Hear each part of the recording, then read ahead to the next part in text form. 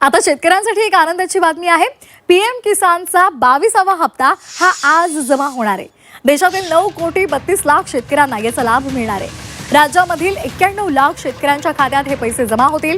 PM किसान सन्मान निधी योजनेच्या माध्यमातून शेतकऱ्यांना एक निधीच्या स्वरूपात रक्कम दिली जाते आणि त्याचाच 22वा हप्ता हा आता त्यांच्या खात्यामध्ये जमा होणार आहे। पंतप्रधान नरेंद्र मोदी यांच्या हस्ते या योजनेच्या 22व्या हप्त्याची रक्कम देशभरातील 9 कोटी 32 लाख शेतकऱ्यांच्या खात्यात पाठवली जाणार आहे। नमस्कार मित्रांनो, माहिती योजनेची या चॅनलवर तुमचं मनापासून स्वागत आहे।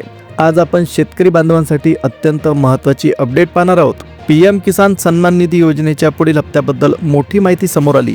सध्या देशभरातील लाखो शेतकरी पुढील हप्ता कधी मिळणार याची आतुरतेने वाट बघत आहेत आणि आता या संदर्भात एक मोठी अपडेट समोर आली।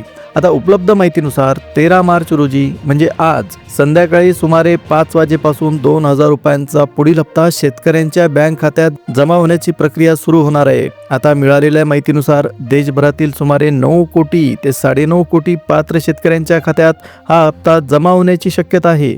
या योजनेअंतर्गत दरवर्षी शेतकऱ्यांना 6000 रुपयांची आर्थिक मदत दिली जाते, जी 3 हप्त्यांमध्ये म्हणजेच प्रत्येकी 2000 अशा स्वरूपात थेट बँक खात्यात जमा केली जाते।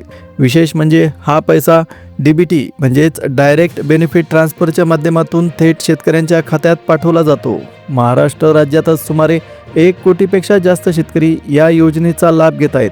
त्यामध्ये रत्नागिरी, सिंधुदुर्ग, सातारा, सांगली, नाशिक, अहमदनगर अशा अनेक जिल्ह्यातील शेतकऱ्यांचा समावेश आहे। मात्र इथे एक अत्यंत महत्त्वाची गोष्ट लक्षात ठेवणं सुद्धा गरजेचं आहे।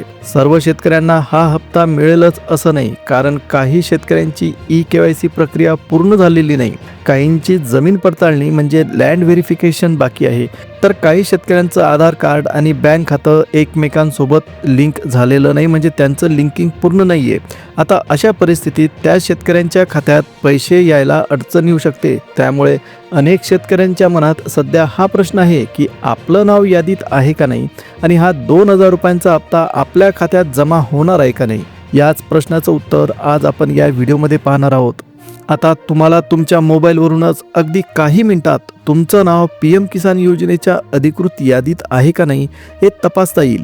पीएम किसान योजनेच्या अधिकृत वेबसाईटवर ही यादी उपलब्ध करून देण्यात आलेली आहे आणि त्या यादीमध्ये तुमचं नाव आहे का नाही हे तुम्ही सहज पाहू शकता।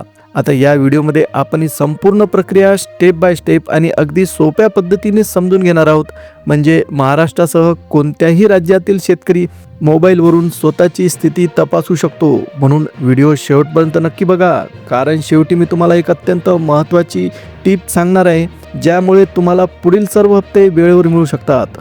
जर तुम्ही महाराष्ट्र, कर्नाटक, गुजरात, मध्य प्रदेश आणि उत्तर प्रदेश यापैकी कोणत्याही राज्यातील असाल तर ही माहिती तुमच्यासाठी खूपच महत्त्वाची ठरणार आहे।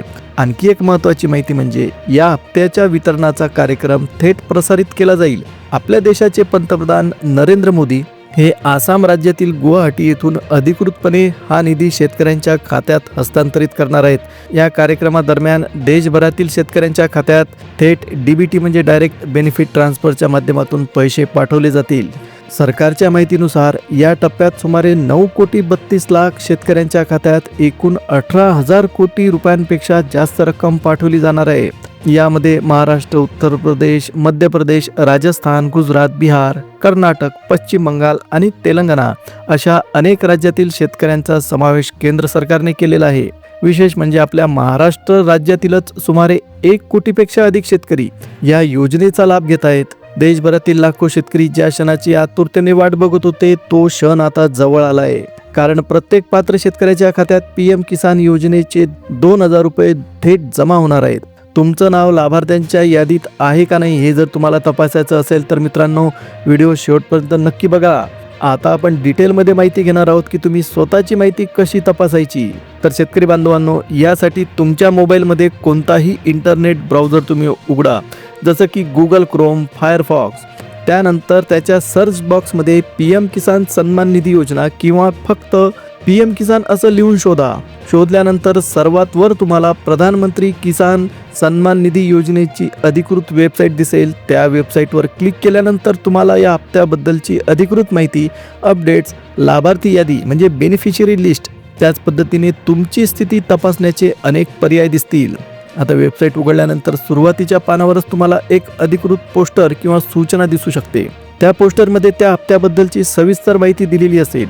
उदाहरणार्थ या टप्प्यात किती शेतकऱ्यांना पैसे मिळणार, एकूण किती निधी वितरित होणार आणि हा कार्यक्रम 13 मार्च रोजी संध्याकाळी 5 वाजता थेट प्रसारित होणार आहे. अशा प्रकारची सगळी डिटेल माहिती तुम्हाला त्या पेजवर दिसेल. याशिवाय या वेबसाईटवर तुम्हाला बेनिफिशरी स्टेटस किंवा beneficiary list, e KYC update, farmer registration असे महत्त्वाचे पर्याय देखील दिसतील. या पर्यायांच्या मदतीने तुम्ही तुमचा आधार नंबर, मोबाईल नंबर किंवा नोंदणी क्रमांक टाकून तुमच्या खात्यात पैसे येणार आहेत का नाही हे काही सेकंदात तपासू शकता.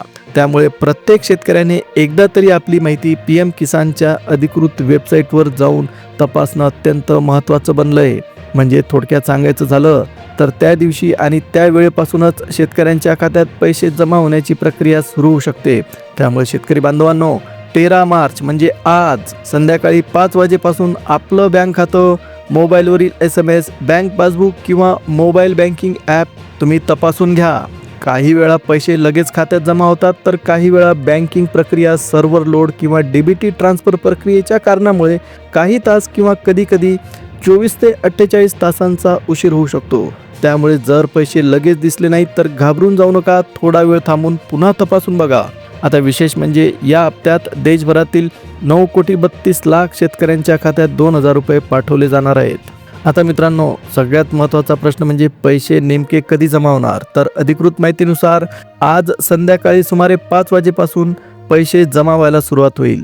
आसाम राज्याच्या गुवाहाटी या शहरामध्ये आपल्या देशाचे पंतप्रधान नरेंद्र मोदी यांच्या हस्ते PM किसान सन्मान निधी योजनेच्या पुढील हप्त्याबद्दलचा मोठा कार्यक्रम आयोजित करण्यात आलेला आहे आणि DBTच्या माध्यमातून 2,000 रुपये टप्प्याटप्प्याने देशभरातील पात्र शेतकऱ्यांच्या खात्यात सरकवण्यात येणार आहेत. पंतप्रधानांनी DBTचं बटन दाबताच देशभरातील पात्र शेतकऱ्यांच्या खात्यात 2,000 रुपये जमा व्हायला सुरुवात होणार आहे. पण त्यासाठी महत्त्वाचं आहे तुमचं नाव बेनिफिशरी लिस्ट म्हणजे लाभार्थ्यांच्या यादीत आहे का हे तपासणं, आणि ते कसं तपासायचं याबद्दलची डिटेल माहिती मी तुम्हाला दिली.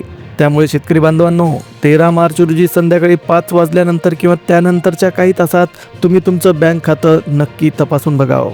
या संदर्भातील संपूर्ण माहिती PM किसानच्या अधिकृत संकेतस्थळावरून सुद्धा प्रसिद्ध करण्यात आलेली आहे.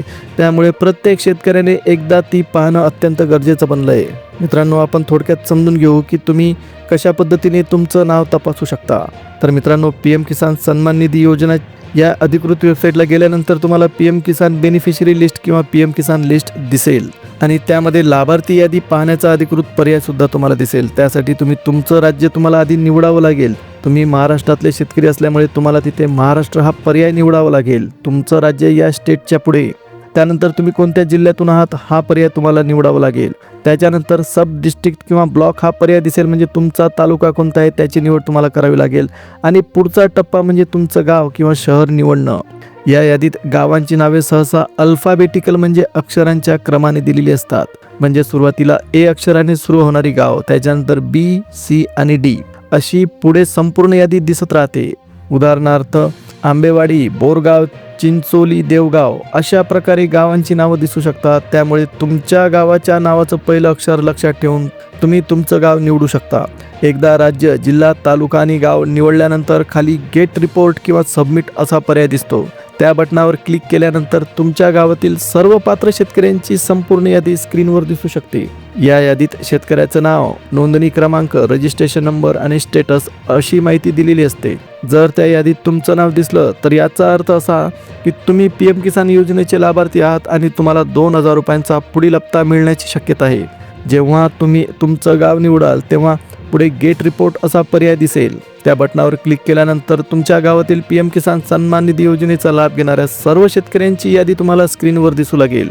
या यादीमध्ये सहसा शेतकऱ्याचं नाव, लिंग, नोंदणी क्रमांक किंवा स्टेटस यासारखी माहिती तुम्हाला मिळेल. त्यामुळे तुम्हाला सहज समजू शकतं की तुमचं नाव अधिकृत यादीत आहे का नाही. साधारणपणे एका पेजवर 50 लाभार्थ्यांची नावं दिसतात.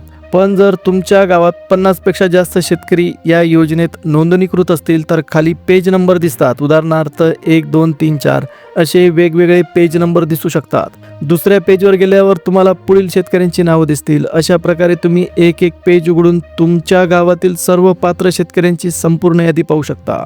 उदाहरणार्थ रत्नागिरी जिल्ह्यातील एखाद्या गावात 120 शेतकरी नोंदणीकृत असतील तर ती यादी तुम्हाला 3 किंवा 4 पेजवर विभागलेली दिसू शकते.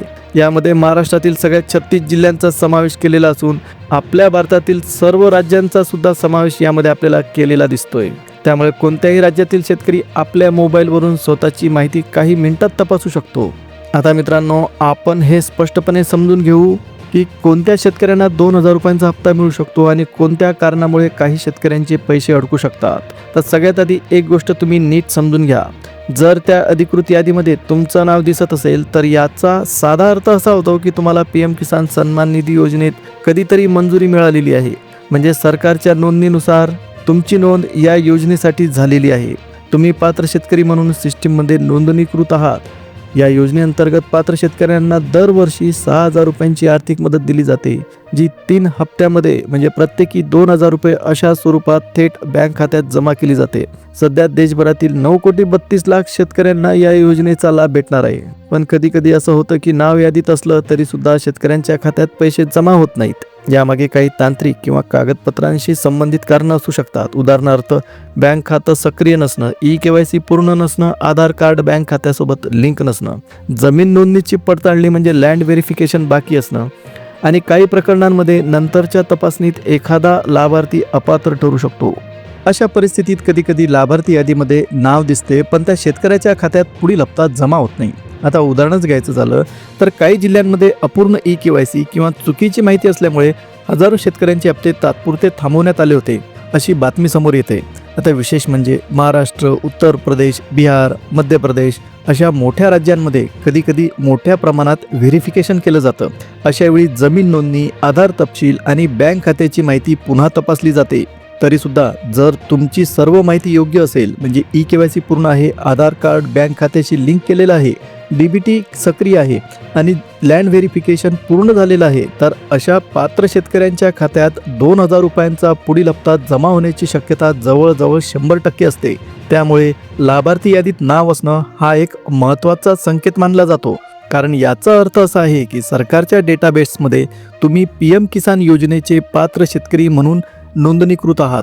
म्हणूनच प्रत्येक शेतकरी बांधवाने वेळोवेळी PM किसानच्या अधिकृत वेबसाईटवर जाऊन आपली माहिती तपासणे, KYC पूर्ण करणे आणि बँक खात्याची माहिती योग्य आहे की नाही हे पाहणे खूप महत्त्वाचे आहे, जेणेकरून 2,000 रुपयांचा पुढील हप्ता कोणत्याही अडथळ्याशिवाय थेट तुमच्या खात्यात जमा होईल.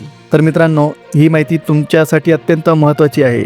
आज संध्याकाळी 5 वाजता आसाममधल्या गुवाहाटी शहरात पंतप्रधान नरेंद्र मोदी PM किसान योजनेचा निधी जमा करण्यासाठी DBTचं बटन दाबणार आहे. अत्यंत महत्त्वाची अपडेट. व्हिडिओ आवडला असेल, अपडेट आवडली असेल तर व्हिडिओला लाईक द्या, चॅनलला सबस्क्राईब करा, जवळच असलेल्या बेल नोटिफिकेशनला ऑलवर सेट करा. आता पुन्हा भेटूया एका नवीन अपडेटसह. तोपर्यंत जय हिंद, जय महाराष्ट्र.